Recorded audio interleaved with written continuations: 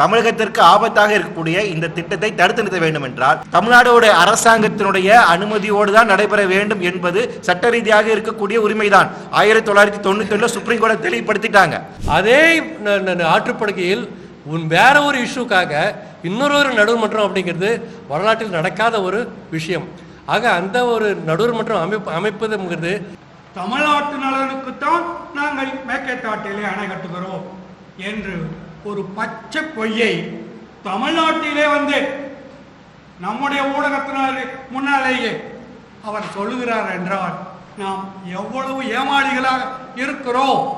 இதன் மூலமாக பெங்களூருடைய மக்களுடைய குடிநீர் தேவையை பூர்த்தி செய்வதல்ல, அங்க இருக்கக்கூடிய இண்டஸ்ட்ரிக்காக செய்யறாங்க. அப்ப அங்க இருக்கக்கூடிய தொழிற்சாலை தேவைகளுக்காக சம்பந்தமே இல்லாம காவேரியிலிருந்து தண்ணி கொண்டு போவது என்பது எந்த வகை நியாயமாக இருக்கும்? அதன் காரணமாக தான் கர்நாடகா மாநிலத்தில் இருக்கக்கூடிய சுற்றுச்சூழல் ஆர்வலர்களும் இந்த திட்டத்தை எதிர்க்கிறார்கள். Kaveri delta is extremely vulnerable. Today Kaveri delta மாதிரி ஒரு மிக மோசமாக பாதிக்கப்பட்ட ஒரு டெல்டா பகுதி இந்தியாவிலே கிடையாது. ஏன்னு கேட்டிங்கன்னா, ஒரிஜினலி 32 லட்சம் ஏக்கர் இருந்ததுங்க. அந்த 32 லட்சம் ஏக்கர் 27 லட்சமாக குறைஞ்சி, அது 24 லட்சமாக குறைஞ்சி, இன்னைக்கு 18 லட்சம் ஏக்கர் தான் பாசன பகுதி. சட்டமன்ற தீர்மானம் தவறான தீர்மானம். அடுத்ததாக இந்த செய்தியாளர் சந்திப்பு தமிழகத்தில் தன்னை சிறந்து விளங்கக்கூடிய நீரியல் வல்லுநர்கள் இருவர் இங்கே வந்திருக்கிறார்கள். அது போலவே கல்வித்துறையில் ஈடுபட்டிருக்கக்கூடிய பிரின்ஸ் கஜேந்திரபாபு அவர்கள் இருக்கிறார்கள். சூழலியல் துறையில் ஈடுபட்டிருக்கக்கூடிய பூவுலகின் நண்பர்கள் இங்கே இருக்கிறார்கள். அதே அடுத்தாறு போல மின்சாரத்துறையைச் சேர்ந்தவனாக நான் இருக்கிறோம். ஆக கட்டடவியல், நீரியல், அடுத்த சூழலியல், கல்வியியல், மின்சாரம் என்ற 5 துறைகளை சார்ந்த இதுவரையில் பொதுமக்கள் சார்ந்து செயல்பட்டு கொண்டிருந்த அந்த வல்லுநர்கள் அனைவரும் சேர்ந்துதான் இந்த கூட்டமைப்பை ஏற்படுத்தியிருக்கிறோம். இந்த கூட்டமைப்பு இன்றைக்கு காவேரி பிரச்சனையில் இதுகாரம் தமிழ்நாட்டில் நடந்து வந்திருக்கக்கூடிய அத்தனை தொகுப்புகளையும் சேர்த்து என்ன பேச வேண்டும் என்பதை குறிப்பாக மக்களுக்கு சொல்வதற்காக இந்த செய்தியாளர் சந்திப்பை நாங்கள் இங்கே நடத்தி கொண்டிருக்கிறோம். இந்த காவேரி பிரச்சனையில் இங்கு இருக்கக்கூடிய முக்கியமான 3 தலைப்புகள் இருக்கின்றன. அது சட்டமன்றத்தின் தீர்மானம் ஒன்று, அதற்கு அடுத்தாற் போல மேகத்தாட்டு, ராசிமணல், இவை அனைத்தையும் பற்றியும் நண்பர் இந்த நீரியல் வல்லுநராக ஐயா முனைவர் வீரப்பன் அவர்கள் இருக்கிறார்கள். அதே போல நீரியல் துறையில் சிறந்து விளங்கக்கூடிய முனைவர் ஜனகராஜன் இருக்கிறார்கள். ஆக கல்வித்துறையை சார்ந்த பிரின்ஸ் கஜேந்திரபாபு அவர்கள் வந்திருக்கிறார்கள். பூவுலகின் நண்பர்களை சார்ந்த சுற்றுச்சூழலுக்காக தோழர் வெற்றிச்செல்வன் இங்கே இருக்கிறார்கள். மீண்டும் இந்த பிரச்சனை குறித்து முனைவர் பொறியாளர் வீரப்பன் அவர்கள் இங்கே விளக்குவார்கள். அனைவருக்கும் என்னுடைய பணிவான வணக்கத்தை தெரிவித்துக் கொள்கிறேன். தமிழ்நாடு பல்துறை துறைசார் வல்லுநர் கூட்டமைப்பின் சார்பாக இந்த செய்தியாளர் சந்திப்பில் சில கருத்துக்களை, குறிப்பாக தமிழ்நாடு இன்றைக்கு சந்தித்து வரும் மிகப்பெரிய சிக்கலான காவிரி மேகதாட்டு இதை பற்றியெல்லாம் சிறிது உங்களுக்கு விளக்கமாக சொல்ல விரும்புகிறோம். ஒரு 15-20 நிமிடங்களிலே எங்களுடைய பிபிடி மூலமாக அதை உங்களுக்கு தெரிவிப்போம். அதனுடைய பகுதி உங்களுக்கு அச்சடித்து கொடுக்கப்பட்டிருக்கிறது. இந்த இன்றைய தலையாய சிக்கலான காவிரி உள்ளே போகும் பொழுது கடந்த 2 நாட்களாக என்ன நடைபெறுகிறது என்பதை நாம் ஆராயலாம். 2 நாட்களுக்கு முன்னாலே காவிரி மேலாண்மை வாரியம் எல்லாவற்றையும் கேட்டுவிட்டு, கர்நாடகா, தமிழ்நாடு மற்றவரை கேட்டுவிட்டு, கர்நாடகாவிலே இருக்கிற இன்றைய நீர் ஸ்டோரேஜ் கெப்பாசிட்டி எவ்வளவு கொள்ளளவு அணைகளிலே இருக்கிறது, எவ்வளவு மழை பெய்திருக்கிறது, எவ்வளவு குறைவாக இருக்கிறது என்றெல்லாம் ஆராய்ச்சி செய்து அவர்கள் ஒரு நாளைக்கு 12,000 கியூசெக்ஸ் என்று சொல்லி 15 நாட்களுக்கு விடுங்கள் என்று கர்நாடகாவுக்கு தாக்கீது கொடுக்கிறார்கள், அறிவுறுத்துகிறார்கள். 12,000 கியூசெக்ஸ் என்பது ஒரு நாளைக்கு 1 டிஎம்சி. எனவே ஒரு 15 டிஎம்சியை கொடுக்க சொல்கிறார்கள். அதை எடுத்து சுப்ரீம் கோர்ட்டுக்கு போகிறார்கள், உச்சநீதிமன்றத்திற்கு. உச்சநீதிமன்றம் இருவரையும் கேட்டுவிட்டு, பரவாயில்லை, நீங்கள் 9,000 கியூசெக் 15 நாளைக்கு விடுங்கள். 12,000 9,000 என்பது 25% குறைவு. 15 டிஎம்சிக்கு பதிலாக நமக்கு 12 டிஎம்சி தான் வரும். நாங்கள் என்ன சொல்கிறோம், இந்த உச்சநீதிமன்றத்திற்கு அத்தகைய அதிகாரம் கொடுக்கப்பட்டிருக்கிறதா? அவர்கள் ஒன்றும் பாசன வல்லுநர்களா? காவிரி நடுவர் மன்ற தீர்ப்பிலே டிஸ்ட்ரஸ் ஃபார்முலா என்று சொல்லியிருக்கிறது. அதன்படிதான் பார்த்து காவிரி மேலாண்மை வாரியம் அதற்குரிய அதிகாரத்தையும் அவர்களுடைய ஜூரிஸ்டிக்ஷனும் கொடுக்கிறார்கள். உச்ச நீதிமன்றத்திற்கு இதில் எந்த பொறுப்பும் கிடையாது. ஏனென்றால் உச்ச நீதிமன்றத்திலே இந்த பாசன வல்லுநர்கள், திறமையாளர்கள் யாரும் இல்லை. இந்த காவிரி பாசன மேலாண்மை வாரியத்திற்கு மேலாக அதை மாற்றக்கூடிய, அதை மறுஆய்வு செய்யக்கூடிய அதிகாரம் உச்ச நீதிமன்றத்துக்கு இல்லை. It is beyond their jurisdiction. It is outside their purview. இருந்தாலும் இந்தியாவிலே இப்படிப்பட்ட அரைகுறை கூத்துக்கள், நாடகங்கள் நடைபெற்றுக் கொண்டுதான் இருக்கின்றன. எதற்காக நாம் உச்ச நீதிமன்றத்தை போகிறோம்? உடனே என்று சொல்ல வேண்டும். காவிரி மேலாண்மை வாரியம் சொல்லுகிறது, எல்லாவற்றையும் கவனித்து விட்டு அது ஒரு கான்ஸ்டியூஷனல் பாடி.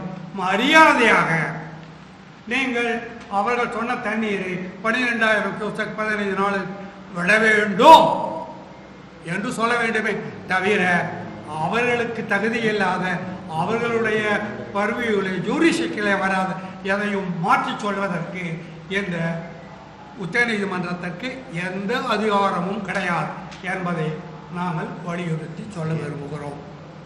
அடுத்தபடியாக நாம் போகலாம். இப்பொழுது பிபிடியை பாருங்கள். இதிலே நாம் இன்றைய தலையாய சிக்கல் ஒன்று, இந்த மேக்கேதாட்டிலே அணை கட்டப் போகிறார்கள். அந்த மேக்கேதாட்டிலே அணை கட்டினால் தமிழ்நாட்டிற்கு ஒரு சொட்டு தண்ணீரும் வராது.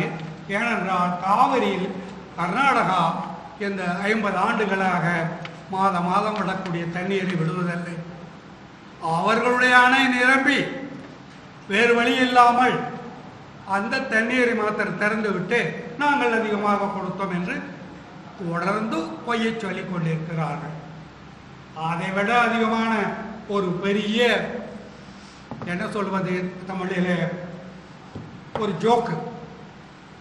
ஒரு வாரத்துக்கு முன்பாக மாமல்லபுரத்திலே அந்த டி.கே. சிவகுமார் கர்நாடகாவிலிருந்து வருகிறார். அவர் சொல்லுகிறார், மேக்கேதாட்டிலே நாங்கள் அணை கட்டுவதற்கு முக்கிய காரணம் உங்களுக்கு தண்ணீரை திறந்து விடுவதற்குத்தான், தமிழ்நாட்டு நலனுக்குத்தான் நாங்கள் மேக்கேதாட்டிலே அணை கட்டுகிறோம் என்று ஒரு பச்சை பொய்யை தமிழ்நாட்டிலே வந்து நம்முடைய ஊடகத்தினாலே முன்னாலேயே அவர் சொல்லுகிறார் என்றால் நாம் எவ்வளவு ஏமாளிகளாக இருக்கிறோம் என்பதுதான் இன்றைய நிலைமை சொல்லுகிறது. மேக்கேதாட்டிலே அவர்கள் அணை கட்டுவதற்கு சொல்லக்கூடிய 2 முக்கிய காரணங்கள். ஒன்று, இந்த பெங்களூர் மாநகரத்திற்கு போதுமான குடிநீர் கொடுப்பதற்கு ஒன்று. இரண்டாவது, நாங்கள் தண்ணீர் விடும்போதெல்லாம் இந்த தமிழ்நாடு அரசு அந்த தண்ணீரை முழுமையாக சேகரித்து விடாமல் கடலுக்கு ஏறக்குறைய 4 ஆண்டுகளுக்கு முன்னே 100 டிஎம்சி விடுகிறோம், அதையும் தேக்கி வைத்து உங்களுக்கு கொடுப்பதற்காக என்று ஒரு பச்சை பொய் சொல்கிறார். பெங்களூருக்கு குடிநீருக்கு காவிரி நடுவர் மன்றமே 2001 2007 10.6 டிஎம்சியை கொடுத்திருக்கிறது. அதற்கு முன்னாலே அப்பீல் சுப்ரீம் கோர்ட்டுக்கு போகும் பொழுது அந்த புத்திசாலிகள் கிரவுண்ட் வாட்டரையும் கணக்கில் எடுத்துக்கொண்டு மேலும் 14.75 டிஎம்சி, ஏறக்குறைய 15 டிஎம்சியை பெங்களூர் குடிநீருக்காக கொடுக்கிறார்கள். எனவே இந்த 205 டிஎம்சி 192 குறைந்து இப்பொழுது 177.25 குறைந்திருக்கு. அது பெங்களூருக்கும் சேர்த்துத்தான். ஆனால் நீங்கள் ஒப்பிட்டு பாருங்கள், தமிழ்நாட்டிலே சென்னை மாநகரத்தினுடைய மொத்த மக்கள் தொகை 111 லட்சம். மெட்ரோ வாட்டர் தினமும் 1060 மில்லியன் சிஎஃப்டி எம்எல்டியை கொடுக்கிறார். நீங்களோ நாங்களோ இல்லை யாருமோ சென்னையிலே குடிநீர் பஞ்சம் தலைவிரித்தாடுகிறது, மக்கள் குடிநீர் இல்லாமல் கஷ்டப்படுகிறார்கள் என்று யாரும் சொல்லவில்லை. இது போதுமான அளவிற்கு இருக்கிறது. ஆனால் பெங்களூரிலே 140 லட்சம் மக்கள் குறைந்தது 1400 MLD million litre per day கொடுக்கிறார்கள். அங்கேயும் இந்த குடிநீர் பஞ்சம் இருப்பதாக சொல்லவில்லை. ஆனால் இவர் சொல்லுகிறார் டி.கே. சிவகுமார் போல ஒரு மிகப்பெரிய அரசியல் வில்லன் இந்தியாவிலே நான் இதுவரை பார்த்ததில்லை. அமித்ஷாவை விட மிஞ்சக்கூடிய ஒரு அரசியல் வித்தகர் வில்லன் அவர் தான். கர்நாடகா ஒரு போக்கரி மாநிலம், எந்த சமயத்திலையும் விடுவதில்லை. எனவே மேற்கே கட்டுவதற்கு இந்த பெங்களூருக்கு குடிநீர் கொடுப்பதல்ல, அவர்கள் 1991 11.20 லட்சம் ஏக்கராக இருந்ததை 2007 21.71 லட்சம் பாசன பரப்பாக உயர்த்தினார்கள். இந்த காவிரியினுடைய தண்ணீரை கபினி, ஆரங்கி, ஹேமாவதி, ஹேமாச்சி, சொர்ணவதி என்று 5 அணைகளை அவர்களாகவே கட்டிக்கொண்டு யாரடி ஒப்புதலும் இல்லாமல் 70 TMC தண்ணீரை அவர்கள் தேக்கி வைத்து அவர்களுடைய பாசன பரப்பை உயர்த்தினார்.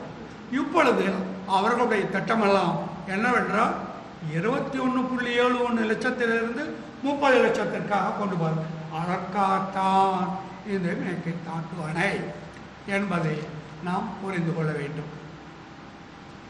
அதை விட இன்னொரு கூத்து என்னவென்றால், இந்த இந்தியாவினுடைய லோக்சபாவிலே ஜல்சக்தி இணையமைச்சர் ஒருவர் சொல்லுகிறார், 2018 உச்சநீதிமன்றத்தில் காவிரியின் குறுக்கே மேற்கேத்தாட்டு போன்று ஒரு அணை வரும் முதல்ல சொல்லிட்டு அப்புறம் படுத்தோம். எனவே உச்சநீதிமன்றத்தில் மற்ற தீர்ப்பிலே காவிரியிலே மேற்கேத்தாட்டு அணை கட்டுவதற்கு தமிழ்நாட்டினுடைய ஒப்புதல் கன்சர்ன் தேவை என்று சொல்லப்படவில்லை என்று ஒரு பெரிய புழுகு மூட்டையை அவர் கொடுக்கிறார். அப்படித்தான் இருக்கிறது. அதற்கு முன்னாலே இந்த காவிரி நடுவர் மன்றத்தின் தீர்ப்பு என்ன, 2018 இந்த உச்சநீதிமன்றம் தீர்ப்பு என்ன, 1991 5 ஜட்ஜஸ் பெஞ்ச் சுப்ரீம் கோர்ட் என்ன சொல்லுது என்பதெல்லாம் நாம் பார்க்கலாம். இதுதான் இப்பொழுது இருக்கிற நிலைமை. டிபிஆரை சென்ட்ரல் வாட்டர் கமிஷன் திருப்பி அனுப்பியிருக்கிறதாக சொல்கிறார்கள். ஆனால் 2 நாட்களுக்கு முன்னாலே அந்த Kaveri central water commission, Kaveri மேலாண்மை வாரியம் இவையெல்லாம் என்ன சொல்லுவதோ அந்த ரிமார்க்ஸுக்கு நாங்கள் அட்டன் பண்ணி கொடுத்து விட்டோம் என்று மறுபடியும் அந்த நீர்வளத்துறை கர்நாடக ராமலிங்க சாமி சொல்லுகிறார். எனவே இப்படித்தான் நான் சொன்னது போல 11.20 லட்சத்திலிருந்து 21.71 லட்சத்துக்கு கொண்டு போய் இப்பொழுது இந்த மேற்கேத்தாட்டு அணையை கட்டி 30 லட்சத்துக்கு கொண்டு போக போகிறார்கள் என்பதுதான் மேற்கேத்தாட்டு அணை கட்டுவதற்குரிய உண்மையான ஒரு அடிப்படையான காரணம். அடுத்தது இது சொல்லப்படவில்லை.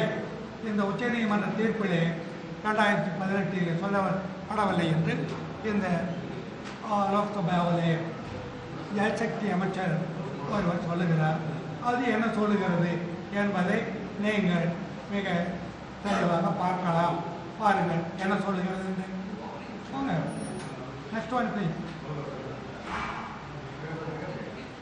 இதில் காவிரி நீர் சிக்கலில் 2 மாநிலம் அடுத்து முன்னால் போனுங்க.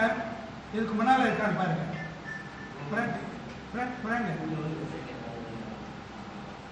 திருப்பி அடுத்தது போங்க. Next please. இதில் இந்த பேச்சுவார்த்தை அடுத்தது நான் சொல்லுகிறேன். நீங்கள் போங்க மறுபடியும் உச்ச நீதிமன்ற தீர்ப்பு 2018. Next please. இந்த உச்ச நீதிமன்ற தீர்ப்பிலே என்ன சொல்லப்பட்டிருக்கிறது? பாரா 127, 129 தமிழ்நாட்டின் ஒப்புதல் தேவை. இந்த காவிரி மன்ற தீர்ப்பிலையும் ஃபைனல் அவார்டிலையும் 2007 இந்த 18வது கிளாஸில் அவார்டில் அதிலும் இதற்கு ஒப்புதல் பெற வேண்டும் என்று சொல்லப்பட்டிருக்கிறது. இந்த 2 நிறுவனங்களையும் நிறைவேற்றும் வகையிலே தான் அது திருப்பப்பட்டிருக்கிறது. அடுத்தது போங்க. இதில் பாருங்க, இதில் நான் சொன்ன மாதிரி இந்த இடையில பேச்சுவார்த்தை நடத்தக்கூடாது என்பதுதான் எங்களுடைய கொள்கை. காரணம் என்னென்றால் 1979 எம்ஜிஆர் திருவனந்தபுரம் போய் கேரள அரசாங்கத்துடன் பேச்சுவார்த்தை நடத்துகிறேன், எதையும் யாருக்கும் சொல்லாமல் போன உடனே அங்கே போய் ஒரு அரை மணி நேரத்தில் என்ஜினியர் மணவாளனுக்கும் என்ஜினியர் மோகனகிருஷ்ணனுக்கும் அவர் சொல்லுகிறார், அந்த கேரள அரசாங்கம் என்ன சொல்லுகிறதோ அதை அப்படியே ஒப்புக்கொள்ளுங்கள், இல்லாவிட்டால் ஆணை உடைந்து 152 136 வரைக்கும் வெறும் பேச்சுவார்த்தை, எந்த அடிப்படையும் இல்லாமல் 46 ஆண்டுகளாக அது அப்படியே இருக்கிறது. எனவே பேச்சுவார்த்தையிலே பயனில்லை. உச்சநீதிமன்ற தீர்ப்பு என்ன சொல்லுகிறது பாருங்கள். 127, 129. Next please. இதில் கிளியராக சொல்லுகிறது. அந்த 2000 உச்சமன்ற தீர்ப்பிலே என்ன சொல்லுகிறது என்றால், the Supreme Court in 2018 modified only the water allocation of 177.25 TMC to Manadu at Belligunduru. Purvishalin para 121, it held that except for the modification of the above allocation, the award of the Kaveri Water Dispute Tribunal shall remain unchanged and shall be implemented in letter and spirit. Kaveri நடுவர்மன்றத்தினுடைய 18வது கிளாஸிலே என்ன சொல்லப்படுகிறதோ அது எங்களுக்கு போத்தில் இருக்கு, அதை நடைமுறைப்படுத்த வேண்டும். It is valid, it is binding என்று இந்த 2018 இந்த ஜல்சக்தி அமைச்சர் அதையெல்லாம் பார்க்காமல் தமிழ்நாட்டுக்கு பாதகமாக முட்டாள்தனமாக உளறி இருக்கிறார். அடுத்தது பாருங்க, என்ன சொல்றது பாருங்க. Next page. அதில் CWD award 2007, which continues to be binding mandate that any new storage project in the basin must be placed before the Kaveri Management Committee, scrutiny and compensation members from our court. The court also affirmed class 18 of the law, protecting each state right to relate water within its territory in a manner not inconsistent with the award of the tribunal. Not inconsistent. Kaveri நடுவர்மன்ற தீர்ப்பிலே என்ன சொல்லப்பட்டிருக்கிறோ அதற்கு எதிராக எதையும் நாங்கள் சொல்லவில்லை. அது வேலிட், இட் இஸ் ஹோல் என்று சொல்கிறார். இதையெல்லாம் மறைத்து விட்டு தான் அந்த ஜல்சக்தி அமைச்சர் சொல்கிறார். நெக்ஸ்ட் போங்க. அதோட முக்கியம், அதை விட இதை சொல்லும் பொழுது any construction inconsistent with this process would violate the Supreme Court 18 judgment and Kaveri Water Dispute Tribunal award.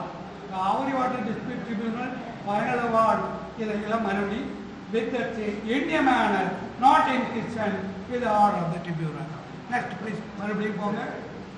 அடுத்தது இதுதான் ரொம்ப முக்கியமானது. இதை தமிழ்நாடு அரசாங்கமும் எந்த ஊடகத்தினரும் பெரிதாக பேசவில்லை.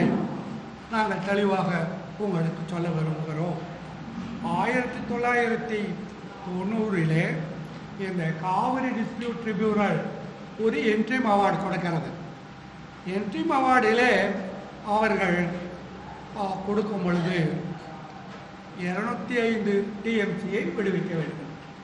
உடனே கர்நாடக அரசு ஒரு ஆர்டினன்ஸ் போடுகிறது. எங்களுடைய டெரிட்டரியில் கர்நாடகாவுக்குள்ளே காவிரி போகும் பொழுது அந்த ஆற்று நீரை பயன்படுத்துவது எங்களுடைய முழு உரிமை. எவ்வளவு அணைகள் கட்ட வேண்டும், எவ்வளவு உயரத்தில் வைக்க வேண்டும், என்ன ஸ்டோரேஜ் கெப்பாசிட்டி என்றெல்லாம் ஒரு ஆர்டினன்ஸை கொண்டு வருகிறார்கள். மகா அட்டூழியம் நான் சொன்னது போல உடனே அன்றைக்கு இந்திய அரசினுடைய குடியரசுத் தலைவராக ஜனாதிபதியாக இருந்த திரு ஆர் வெங்கட்ராமன் தமிழ்நாட்டைச் சேர்ந்தவர். எனவே அவராக முன்வந்து உச்சநீதிமன்றத்திற்கு 3 கேள்விகளை எழுப்பினார். ஒன்று, இந்த கர்நாடகா ஆர்டினன்ஸ் சட்டப்படி கான்ஸ்டியூஷன் படி செல்லுபடியாகுமா? இரண்டாவது, காவிரி கர்நாடகாவிலே ஓடும் பொழுது அங்கே இருக்கிற தண்ணீரை தேக்கி வைக்கவோ இல்லை திருப்பி விடவோ அந்த கர்நாடக அரசுக்கு உரிமை உண்டா, ரைட் என்று இன்னும் சில கேள்விகளை அவர் எழுப்புகிறார். அதற்கு 5 judges bench, not 1, not 2, 5 judges bench மிக தெளிவாக சொல்லுகிறார்கள். அது சொல்லுகிறார்கள் பாருங்கள். When the Mysore government desired to construct any new irrigation reservoir or any about requiring without previous consent of the Madras government under the preceding rule, that the information regarding the proposal shall be forwarded to the Madras government at the concern of shall be obtained.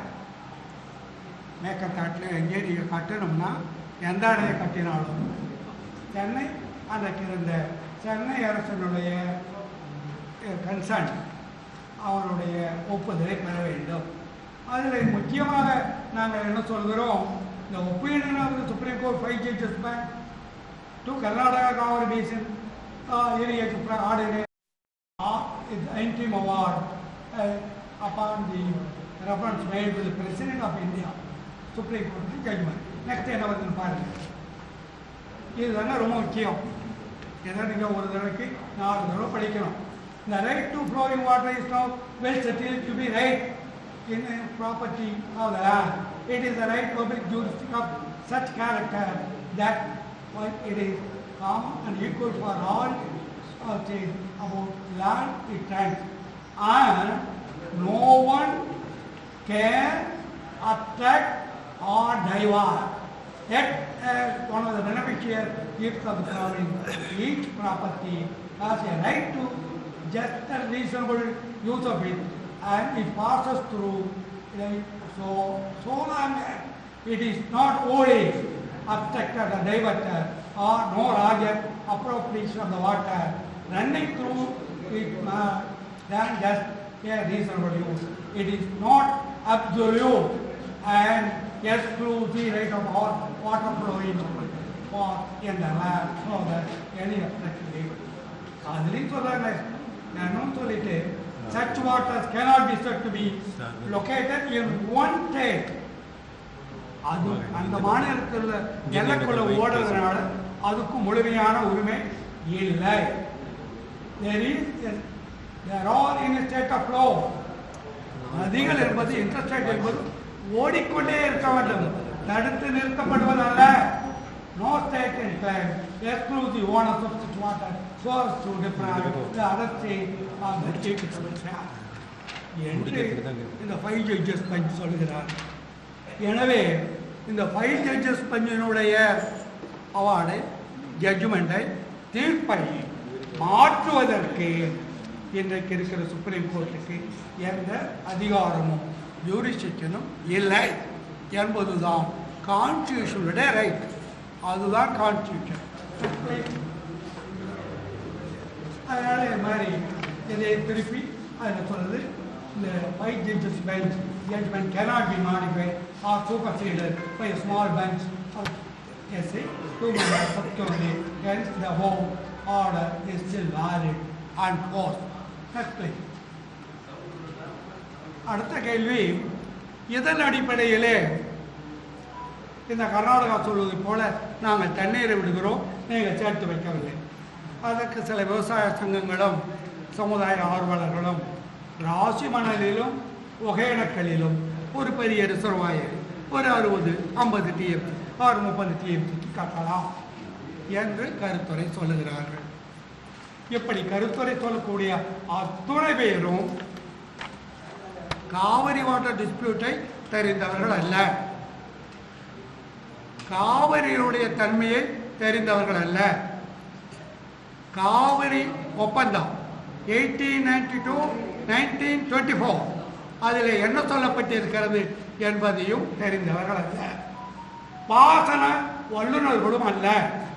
ராசி மணலிலும் ஒகேனக்கலிலும் அணை கட்டுவதற்கு எந்த அடிப்படையான preliminary investigation feasibility study செய்யப்படவில்லை.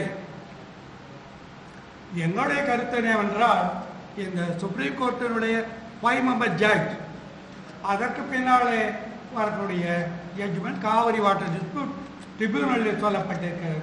காவிரியின் குறுக்கே பெரிய அணையை கட்டி தண்ணீரை தேக்குவதற்கும் திருப்பி விடுவதற்கும் ரைப்பேரியன் ரைட் இந்த மாநிலங்களுடைய ஒப்புதல் தேவை.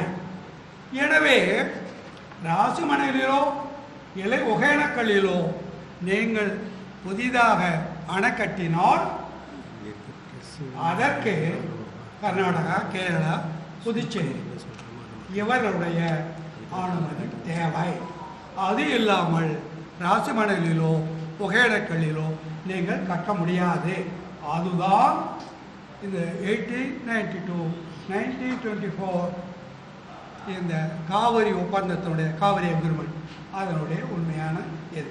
அப்படித்தான் இந்த மேட்டூர் அணை 1936 கட்டப்பட்ட போது கிருஷ்ணராஜ சாகருக்கு நாம் ஒப்புக்கொண்ட பிற்பாடுதான் அவர்கள் நம்முடைய மேட்டூர் அணை கீழே இருந்தாலும் கர்நாடகாவுடைய தண்ணீரை பாதிக்காவிட்டாலும் அவர்களுடைய அனுமதியை பெற்றுத்தான் இந்த மேட்டூர் அணை 1934 கட்டப்பட்டது.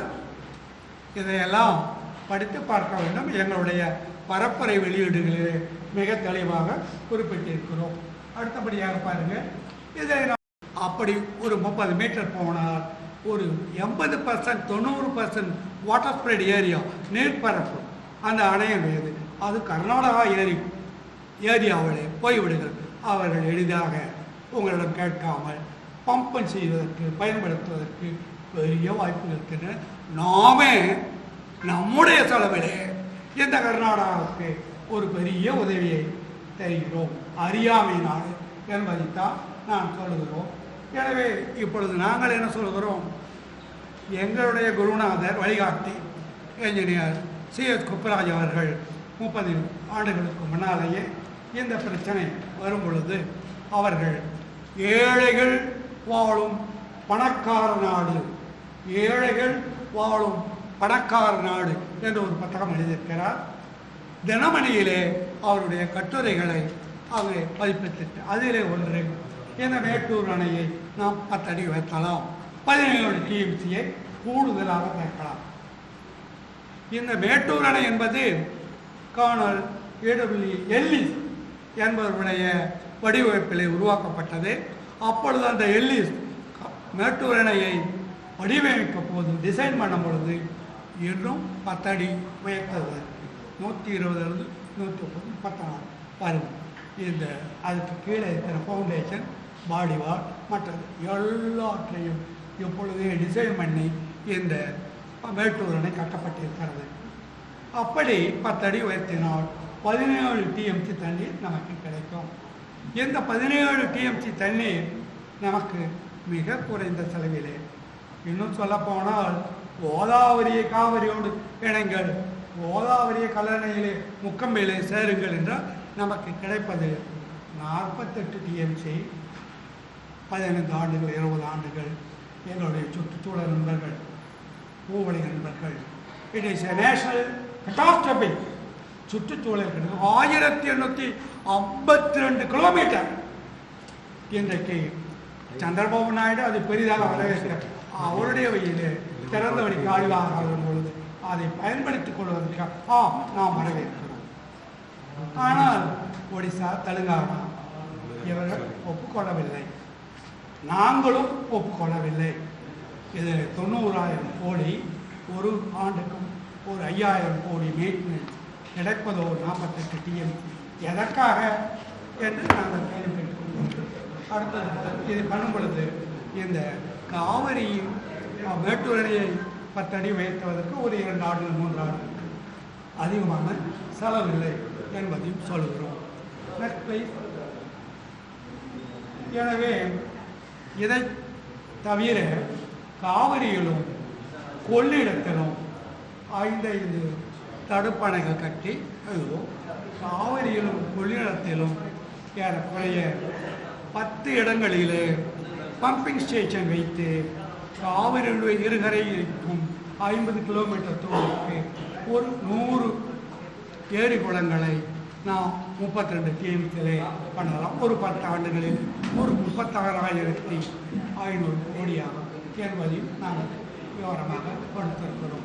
எனவே காவிரியிலே கூடுதலாக தண்ணீர் வரும் பொழுது மேட்டூர் அணையிலே ஒரு 10 அடி 17 டிஎம்சி, ஒரு 10 கடமணைகள் ஒரு 10 டிஎம்சி, காவிரியினுடைய இதில் பம்பிங்காக ஒரு 32 டிஎம்சி. எனவே நாம் ஏறக்குறைய ஒரு 50-60 டிஎம்சி எளிதாக செய்யலாம். தூர்வாரினால் ஏரி குளங்களை இன்னும் 50 டிஎம்சி. இதுதான் எங்களுடைய திட்டம். இதற்கு எங்கள் தமிழக அரசு ஒத்து வர வேண்டும் என்று அன்போடு கேட்டுக்கொண்டு டாக்டர் ஜனகராஜன் அவர்களை கூடுதலான தகவல்களை தெரிவிக்க சொல்கிறோம். பத்திரிகை நண்பர்கள் அனைவருக்கும் என்னுடைய வணக்கம், காலை வணக்கம்.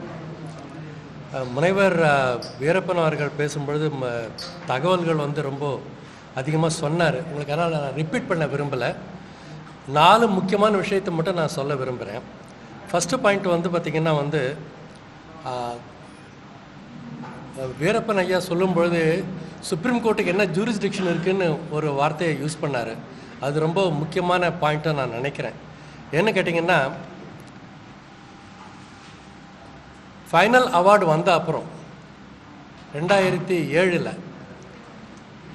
எல்லா மாநிலங்களும் சுப்ரீம் கோர்ட்டுக்கு அப்பீல் பண்ணுறாங்க. எங்களுக்கு இந்த அவார்டு எங்களுக்கு ஒத்து வரலை, சரியாக படலை அப்படின்ட்டு சுப்ரீம் கோர்ட்டு போகிறாங்க. சுப்ரீம் கோர்ட் என்ன பண்ணியிருக்கணும்னா, அதுவும் நீங்கள் ட்ரிபியூனலுக்கே திரும்பி போங்க. Tribunal is as powerful as supreme court as for as the water resources disputes R concerned அப்படின்ட்டு சுப்ரீம் கோர்ட் அவங்கள திருப்பி அனுப்பிச்சிருக்கணும். ட்ரிபியூனலுக்கே திரும்பி போங்கன்னு சொல்லியிருக்கணும். ஆனால் போகாமல் அவங்க என்டர்டெயின் பண்ணிட்டாங்க அந்த ரிவ்யூ பெட்டிஷன்ஸை. ரிவ்யூ பெட்டிஷன்ஸை என்டர்டெயின் பண்ணது மட்டும் இல்லாமல் 11 வருடங்கள் கழித்து ஒரு தீர்ப்பை கொடுக்குறாங்க. அந்த தீர்ப்பின் படி 192 டிஎம்சி ஃபீட் அப்படிங்கிறது 177.2 டிஎம்சி ஃபீட்டாக குறைக்கப்படுகிறது. ஏன் குறைக்கிறாங்கன்னா, அவங்க என்ன சொல்கிறாங்க, பெங்களூருக்கு ட்ரிங்கிங் வாட்டர் கேட்குறாங்க, அதனால் ஒரு 4 டிஎம்சி ஃபீட் பெங்களூருக்கு கொடுக்குறோம். ஸோ பெங்களூர் இப்போ கேட்குறாங்களே குடி தண்ணீர் வேணும்னுட்டு. So tribunal supreme court 4 TMC கொடுத்துருக்கு. அதை தவிர 10 டிஎம்சி ஃபீட்டு நீங்கள் டெல்டாவில் நிலத்தடி நீர் இருக்குது, அதில் நீங்கள் கணக்கில் சேர்க்கலை, அதனால் நம்ம 10 டிஎம்சி ஃபீட்டு குறைக்கிறோம் அப்படின்ட்டு 177.2 டிஎம்சி ஃபீட்டாக குறைக்கிறாங்க. இதில் நம்ம என்ன கேட்குறோன்னா, சுப்ரீம் கோர்ட்டு தான் ஃபைனல் தீர்ப்பு கொடுத்துருக்குறாங்க. இருந்தாலும் என்ன பேசிஸில் கொடுக்குறாங்க என்ன அப்படிங்கிறது எனக்கு இன்று வரைக்கும் புரியலை. ஏன் புரியலைன்னா, நடுவர் மன்றம் அப்படிங்கிறது எக்ஸ்பர்ட்ஸ் ஃபுல்லாக இருக்கிற ஒரு நடுவர் மன்றம். அந்த நடுவர் மன்றத்தை கன்சல்ட் பண்ணாமல் கூட சுப்ரீம் கோர்ட்டு தன்னிச்சையாக ஒரு தீர்ப்பு கொடுக்குறதுங்கிறது இன்றைய வரைக்கும் எனக்கு புரியவில்லை. அது நம்பர் 1. 2வது பாயிண்ட் என்ன சொல்ல விரும்புகிறேன்னு கேட்டிங்கன்னா, இந்த மேகதாதை ஒரு அணை கட்ட போகிறேன்னு சொல்லிட்டு இருக்கிறாங்க. கர்நாடக அரசு முனைவர் வீரப்பன் சொன்ன மாதிரி நாங்கள் அணை கட்டுறதே தமிழ்நாட்டுக்காக தான் அப்படின்ட்டு அவங்க ஒரு பெரிய ஒரு ஜிம்மிக்ஸ் சொல்லிட்டு உக்காந்துட்டுருக்குறாங்க. பட் என்ன விஷயம்னு கேட்டிங்கன்னா, அந்த ஒரு அணை கட்டினால் கண்டிப்பாக உறுதியாக என்னால் சொல்ல முடியும் காவிரி டெல்டா ஒரு பாலைவனமாக மாறிவிடும். ஏற்கனவே நிறைய பிரச்சனைகள் இருக்குங்க, அதை பற்றி நான் பேசுகிறேன். ஆனால் அந்த தண்ணி மேகதாது கட்டினா கண்டிப்பாக இந்த பாலைவனமாக மாறுவது மட்டுமல்ல, டெல்டா பகுதி தமிழ்நாட்டுக்கு குடிநீர் வசதி மிக மோசமாக பாதிக்கப்படும். இன்றைக்கு 70% பகுதி சென்னை உள்பட காவிரி தண்ணீரை குடிநீருக்கு நம்பி இருக்கு. அதனால் அதுவும் பாதிக்கப்படும். இந்த ஒரு விஷயத்துக்காக சரி தமிழ்நாடு அரசு என்ன பண்ணியிருக்கணும் அப்படின்னா, மிக தீவிரமாக இதை பற்றி பேச்சுவார்த்தை சுப்ரீம் கோர்ட்டுக்கு போய் இதுக்கு வந்து ஒரு ஆணித்தரமான ஒரு கேஸை ஃபைட் பண்ணியிருக்கணும். அதை ஃபைட் பண்ணாமல் என்ன சொல்கிறாங்கன்னா, இப்போ ஒரு தீர்மானத்தை நிறைவேற்றுறாங்க. என்ன தீர்மானம்? இந்த மாதிரி ஒரு மேகதாது கட்டக்கூடாது அப்படின்றதுக்காக ஒரு புதிய நடுவர் மன்றத்தை அமைங்க அப்படின்ட்டு. அப்படியே ஒரு தீர்மானம் பண்ணுறது இந்திய வரலாற்றில் ஒரே ஒரு ஆற்றுப்படுகையில் 2 மாநிலங்களுக்கு இல்லை 3 மாநிலங்களுக்கு இடையே இருக்கிற டிஸ்பியூட்டை தீர்க்கிறதுக்காக ஒரு நடுவமன்றம் அமைக்கப்படும். அதே ஆற்றுப்படுகையில் வேற ஒரு இஷ்யூக்காக இன்னொரு நடுவர்மன்றம் அப்படிங்கிறது வரலாற்றில் நடக்காத ஒரு விஷயம். ஆக அந்த ஒரு நடுவர்மன்றம் அமைப்பதுங்கிறது அந்த கேஸை ஃபைலை மறுபடியும் ஓப்பன் பண்ணுற மாதிரி. அது கண்டிப்பாக தமிழ்நாட்டுக்கு உதவிகரமாக இருக்காது, அது நன்மையை பயக்காது. உடனடியாக தமிழ்நாடு அரசு அந்த தீர்மானத்தை திரும்ப பெற வேண்டும் அப்படிங்கிறது எங்களுடைய கருத்து. 3வது முக்கியமான விஷயம், நம்ம இந்த கான்டெக்ஸ்டில் சொல்ல விரும்புகிறது என்னன்னு கேட்டிங்கன்னா, இவ்வளவு கஷ்டம் இருக்கே காவிரியில், உங்களுக்கு தான் தண்ணி வர்றது இவ்வளோ கஷ்டப்படுறீங்களே, காவிரி விவசாயம் இதனால் பாதிக்கப்படுது தண்ணி வராமல், ஏன் இந்த மாதிரி சண்டை போட்டுட்ருக்கிறீங்க கர்நாடகாவும் தமிழ்நாடும், இதுக்கு ஒரு தீர்வே கிடையாதா? சரி கோதாவரிலேருந்து தண்ணி இங்கே தமிழ்நாட்டுக்கு கொண்டு வருவோம். என்னது மழை மாற்ற வேலை இது? கோதாவரிலேருந்து தண்ணி வரட்டும், நான் வேண்டாம் சொல்ல கொண்டு வாங்க. ஆனால் சட்டப்படி தமிழ்நாட்டிற்கு காவிரியில் எவ்வளவு தண்ணீர் வர வேண்டுமோ அந்த தண்ணீரை விடுங்கள். நார்மல் பீரியடில் 177.2 டீம்ஸ் விட்டு தண்ணி வந்தாகணும். டிஸ்ட்ரஸ் பீரியடில் ப்ரொபோர்ஷனட் வாட்டர் ஷேரிங் ஒரு டிஸ்ட்ரஸ் ஷேரிங் ஃபார்முலா இருக்குது, அது இப்படி தண்ணி விடுங்க. இதுக்கு நீங்கள் கோர்ட்டுக்கு நான் போக வேண்டியது அவசியம் இல்லை, காவிரி மேலாண்மை வாரியத்துக்கு போக வேண்டிய அவசியம் இல்லை, சட்டப்படி சொல்லியாச்சு. அதையே நீங்கள் ஃபாலோ பண்ண மாட்டேங்கிறீங்க? அந்த கேள்வி கேட்கணுமா இல்லையா? அந்த ஒரு மினிமல் கர்டசி இல்லை கர்நாடக அரசுக்கு. அதனால தான் இவ்வளோ நம்ம கஷ்டப்படுறோம். சரி இதுக்காக வந்து ஒரு அணையை கட்ட போகிறேன், உங்களுக்காக தான் நான் அணையை கட்டுறேன் அப்படின்னு சொல்கிறத அவங்களுக்கு திருப்திப்படுத்துகிற மாதிரி உங்களுக்கு கோதாவரிலேருந்து தண்ணி கொண்டு வரோம் லிங்க் பண்ணுறோன்னு சொல்கிறேன். மடைமாற்ற வேலை என்னத்துக்கு?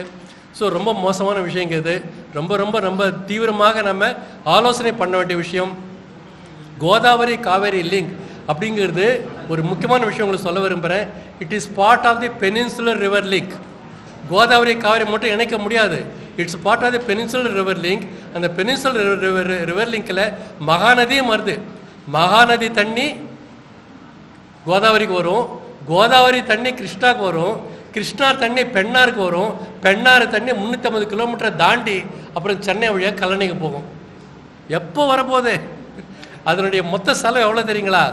ஒரு காலத்தில் 2005 வாஜ்பாய் பிரதம மந்திரியாக இருக்கும்போது அதற்காக ஒதுக்கப்பட்ட செலவு வந்து 1,06,000 கோடி.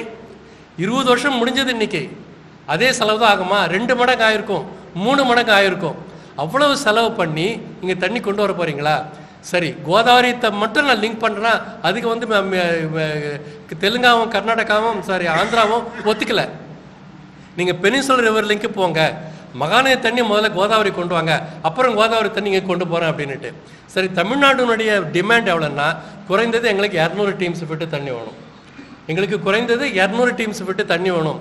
அதுக்கு வந்து அவங்க என்ன சொல்கிறாங்க, மேலே இருக்கிற கண்டென்டிங் ஸ்டேட்ஸு ஆந்திராவும் தெலுங்கானா முடியாது அவ்வளோலாம் கொடுக்க முடியாது, 90 டீம்ஸ் விட்டு தான் தண்ணி கொடுப்போம். 90லேருந்து 80 அப்படிங்கிறது குறைஞ்சி அதை வந்து பம்ப் பண்ணி அதை வந்து நாகார்ஜுன சாகர் கோதாவரிலேருந்து கிருஷ்ணாவுக்கு போகுது, நாகார்ஜுன சாகர் டேம், அதை பம்ப் பண்ணி அங்கேருந்து அப்புறம் வந்து கிராவிட்டியில் பெண்ணாறு கொண்டு வர போகிறாங்களாம்.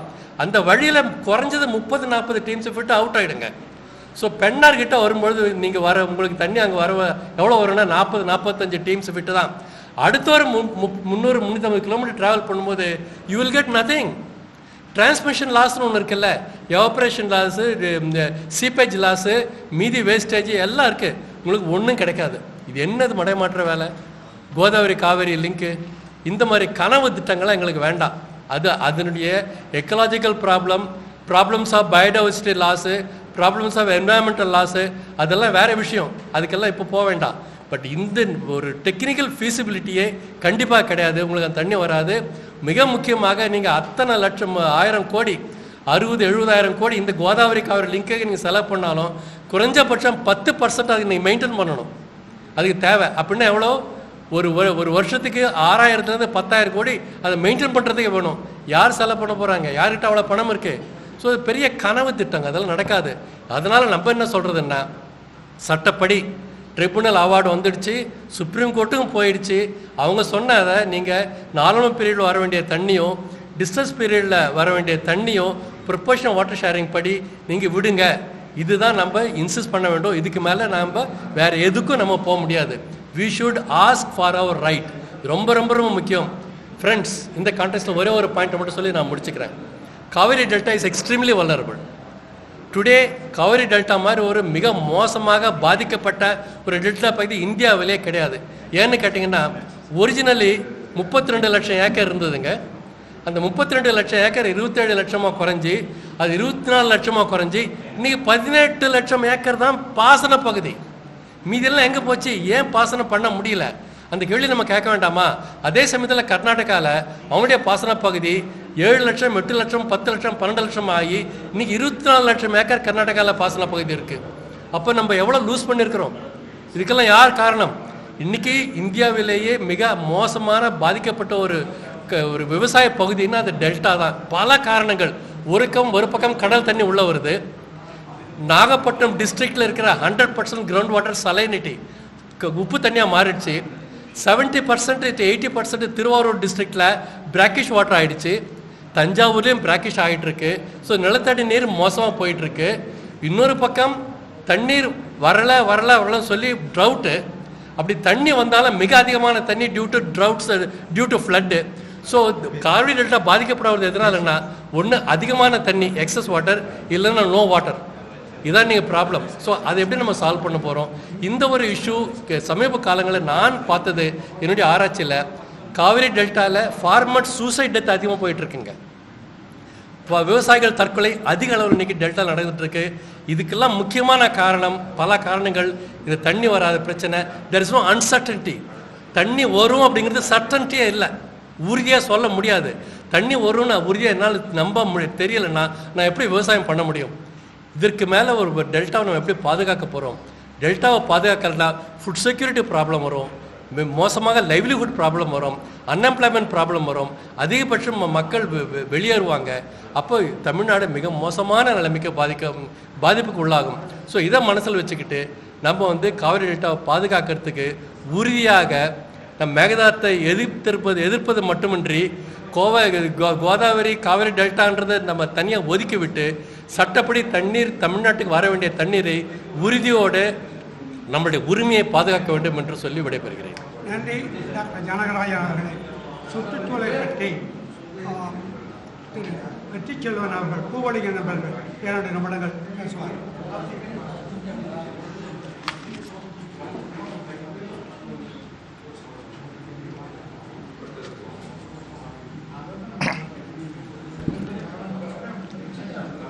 அனைவருக்கும் வணக்கம். தமிழ்நாடு கர்நாடகா இடையிலான இந்த காவேரி பிரச்சனை அப்படிங்கிறது 100 ஆண்டுகளுக்கு மேலாக இருக்கக்கூடிய பிரச்சனை. சமீபத்தில் இருக்கக்கூடிய பிரச்சனை என்ன அப்படின்னா, கர்நாடக அரசாங்கம் புதிதாக மேகதாது இடத்தில் ஒரு அணை கட்டுவதற்கான ஒரு ப்ரொப்போசல் வச்சுருக்காங்க. இது வெறுமனே ஒரு சாதாரண இருக்கக்கூடிய வாய்மனையாக இருக்கக்கூடிய பேச்சுவார்த்தையாக இல்லாமல், இதற்கான உரிய அனுமதி கோரி அவர்கள் ஒன்றிய அரசாங்கத்துக்கு கீழாக இருக்கக்கூடிய சென்ட்ரல் வாட்டர் கமிஷனில் அப்ளிகேஷன் ஃபைல் பண்ணியிருக்காங்க. அதோடு இதற்கான சுற்றுச்சூழல் அனுமதி வாங்குவதற்காக மினிஸ்ட்ரி ஆஃப் என்விரான்மெண்ட் இடத்துல அனுமதிக்கான மனு தாக்கல் செஞ்சுருக்காங்க. ஸோ இந்த 2 அப்ளிகேஷன் இப்போ பெண்டிங்காக இருக்குது. அப்போ என்னென்னா, லீகலி இதுக்கான அனுமதி கோருவதற்கான நடவடிக்கைகளை தொடர்ச்சியாக மேற்கொண்டு வருகிறார்கள் கர்நாடக அரசு. அப்போ இந்த நிலைமையில தான் நம்ம கர்நாடகா தொடர்ச்சியாக மேற்கொண்டு வருகிற நடவடிக்கை அடிப்படையில் தான் தமிழக அரசாங்கம் ஒரு தீர்மானத்தை நிறைவேற்றியிருக்கிறார்கள். இதில் கூடுதலாக என்ன செய்ய வேண்டியிருக்கிறது? இந்த திட்டத்தை உண்மையிலே தடுத்து நிறுத்த வேண்டும் என்றால், தமிழகத்திற்கு ஆபத்தாக இருக்கக்கூடிய இந்த திட்டத்தை தடுத்து நிறுத்த வேண்டும் என்றால் என்ன செய்ய வேண்டும் அப்படின்னா, இதுக்கான பெரும்பாலான அதிகாரம் இருக்கக்கூடிய நபராக யார் இருக்காங்கன்னா, ஒன்றிய அரசாங்கம் தான், யூனியன் கவர்மெண்ட் தான். அது வந்து ministry of Jal Shakti and ministry of environment forest, இவங்க 2 பேருடைய அனுமதி இல்லாமல் இந்த திட்டத்தை நிறைவேற்ற முடியாது. இப்போ இந்த இடத்துல தான் ஒரு கேள்வி வருது, ஒன்றிய அரசாங்கம் தமிழ்நாடு சார்பாக இருக்கிறார்களா கர்நாடக சார்பாக இருக்கிறார்களா? அவங்க பார்லிமெண்ட்ல என்ன சொல்றாங்க, தமிழ்நாட்டினுடைய அனுமதி தேவையில்லைன்னு ஒரு ஸ்டாண்ட் எடுக்கிறாங்க. சென்ட்ரல் வாட்டர் கமிஷன் வந்து என்ன சொல்லுது, நீங்க இந்த கரெக்ஷன்ஸ் எல்லாம் இருக்கு, இந்த மிஸ்டேக்ஸ் எல்லாம் இருக்கு, அதனால டிபிஆர் ரிஜெக்ட் பண்ணிருக்காங்களே ஒழிய தமிழ்நாடு அரசாங்கத்தினுடைய கன்சென்ஷன் நீங்க வாங்கிட்டு வாங்கன்னு சொல்லல. சென்ட்ரல் வாட்டர் கமிஷன் அந்த முடிவு எடுக்கல. காவேரி மேனேஜ்மெண்ட் அத்தாரிட்டி அவங்க என்ன சொல்றாங்க, நாங்க டெக்னிக்கல் பாடி இல்ல, அதனால நாங்க இந்த முடிவு எடுக்க முடியாது, சென்ட்ரல் வாட்டர் கமிஷன் தான் இந்த முடிவு எடுக்கணும்னு சொல்றாங்க. Minister of environment minister of environment forest first என்ன சொன்னாங்க அப்படின்னா தமிழ்நாடோட கன்ஸ்ட்ரக்ஷன் வேணும் அப்படின்னு சொன்னாங்க. ஆனா 2வது அப்ளிகேஷன் வந்து பரிசீலனை செய்து கொண்ட போது அப்ப என்ன சொன்னாங்க அப்படின்னா சென்ட்ரல் வாட்டர் கமிஷனோட அனுமதி போதும், அவங்க கிட்ட இருந்து நீங்க கன்சென்ட் வாங்கிட்டு வாங்க அப்படின்னாங்க. அப்போ இதுல அடிப்படையாக புரிந்து கொள்ள வேண்டிய விஷயம் என்னென்றால், இன்னைக்கு ஒன்றிய அரசாங்கம் நினைத்தால், சென்ட்ரல் வாட்டர் கமிஷன் நினைத்தால் இந்த திட்டத்திற்கான அனுமதி கொடுக்க முடியும். தமிழ்நாடு அரசாங்கத்தினுடைய அனுமதியோடு தான் நடைபெற வேண்டும் என்பது சட்ட ரீதியாக இருக்கக்கூடிய உரிமைதான். 1991 சுப்ரீம் கோர்ட் தெளிவுபடுத்திட்டாங்க. ஆனால் அதை மீறி தற்போது இருக்கக்கூடிய ஒன்றிய அரசாங்கம் என்ன நிலைப்பாடு எடுத்திருக்காங்க அப்படின்னா, அவங்களுடைய எக்ஸ்பர்ட் கமிட்டிஸ், அவங்களுடைய சென்ட்ரல் வாட்டர் கமிஷன் அவர்கள் முடிவு பண்ணினால் போதும், அவங்களுடைய எக்ஸ்பர்ட் அப்ரைசல் கமிட்டி அவர்கள் முடிவு பண்ணினால் போதும் இந்த திட்டத்துக்கான அனுமதி கொடுக்க முடியும். அப்ப இந்த ஆபத்தில் தான் இருக்கும். அப்ப அந்த வகையில தான் தமிழ்நாடு அரசாங்கத்திடம் நம்ம வைக்கக்கூடிய கோரிக்கை என்ன அப்படின்னா, ஒன்றிய அரசாங்கத்திடம் நீங்க முறையிடுங்க, ஒன்றிய அரசாங்கத்துக்கு கீழாக இருக்கக்கூடிய எக்ஸ்பர்ட் பாடியிடம் நீங்க முறையிடுங்க, அவர்கள் இந்த உரிய அனுமதி கொடுக்க கூடாது, அதற்கு எந்த வகையில் போராட முடியுமோ எந்தெந்த முன்னெடுப்புகள் செய்ய வேண்டுமோ அது செய்ய வேண்டும் கேட்கிறோம். 2வது அடிப்படையாக சூழல் பார்வையில் ஒரே ஒரு முக்கியமான விஷயம் என்ன அப்படின்னா, இந்த திட்டம் என்பது கர்நாடகத்தில் இருக்கக்கூடிய விவசாயிகள் சார்ந்து இருக்கக்கூடிய திட்டம் அல்ல. அங்க இருக்கக்கூடிய விவசாயிகள் இந்த திட்டத்தை கேட்கல. இந்த திட்டம் என்பது முழுக்க பெங்களூருக்கான திட்டம். அதுவும் பெங்களூருடைய குடிநீர் தேவைக்காக இருக்கக்கூடிய திட்டம் அல்ல, பெங்களூரை சுற்றி இருக்கக்கூடிய இண்டஸ்ட்ரியல் தேவைக்காக கொண்டிருக்கக்கூடிய திட்டமாக இருக்கிறது. சுப்ரீம் கோர்ட் ரொம்ப தெளிவாக சொல்லிட்டாங்க. 2018ஆம் ஆண்டு பெங்களூருக்கு பொறுத்த வரைக்கும் 4 TMC தான், அதை தாண்டி நீங்க கொடுக்க கூடாது. ஆனா இப்ப கூடுதலாக தண்ணீரை ஒதுக்குவதற்கான இந்த திட்டத்தை முன்மொழிகிறார்கள். இதன் மூலமாக பெங்களூருடைய மக்களுடைய குடிநீர் தேவையை பூர்த்தி செய்ய போதல்ல, அங்க இருக்கக்கூடிய இண்டஸ்ட்ரிக்காக செய்யறாங்க. அப்ப அங்க இருக்கக்கூடிய தொழிற்சாலை தேவைகளுக்காக சம்பந்தமே இல்லாம காவேரியிலிருந்து தண்ணி கொண்டு போவது என்பது எந்த வகையில் நியாயமாக இருக்கும். அதன் காரணமாக தான் கர்நாடகா மாநிலத்தில் இருக்கக்கூடிய சுற்றுச்சூழல் ஆர்வலர்களும் இந்த திட்டத்தை எதிர்க்கிறார்கள். ஆக கர்நாடகத்தில் இருக்கக்கூடிய விவசாயிகள், அங்க இருக்கக்கூடிய சுற்றுச்சூழல் சார்ந்திருக்கக்கூடிய நபர்கள், இவர் அனைவருமே இந்த திட்டத்தை எதிர்க்கிறார்கள். அதே போலதான் தமிழகத்திற்கு நாமும் எதிர்க்கிறோம். ஸோ அந்த வகையில இதற்கான ஒரு இறுதி முடிவு வேண்டும், இதற்கான ஒரு நியாயமான தீர்வு வேணும் அப்படின்னா ஒன்றிய அரசாங்கம் எந்த விதமான பாரபட்சமும் இல்லாமல் சட்ட ரீதியாக இருக்கக்கூடிய நம்முடைய உரிமையை நிலைநாட்ட வேண்டும். அந்த வகையில் இந்த திட்டத்தை கைவிடுவதற்கான எல்லா விதமான நடவடிக்கை மேற்கொள்வது என்பதுதான் சரியானதாக இருக்கும். காவேரி பிரச்சனையில் தமிழ்நாட்டில் இருக்கக்கூடிய அரசியல் கட்சிகள் லாவணி பாடிக்கொண்டிருக்கிறார்கள். தமிழ்நாட்டு அரசியலுக்கு அப்பாற்பட்டதுதான் காவேரி. காவேரி பிரச்சனையில் தண்ணீர் வராவிட்டால் 3.5 கோடி மக்கள் பட்டினியால் சாவார்கள். இதில் சட்டமன்ற தீர்மானம் தவறான தீர்மானம், அடுத்ததாக கோதாவரி காவேரி லிங்க் என்பது சாத்தியமில்லாதது. நமக்கு வர வேண்டிய தண்ணீரை இங்க காவேரி நீரை கொண்டு வருவதில் தான் அனைத்து கட்சிகளும் பாடுபட வேண்டும் என்பதை நாங்கள் வலியுறுத்தி சொல்கிறோம். உங்கள் ஒத்துழைப்புக்கு நன்றி, வணக்கம்.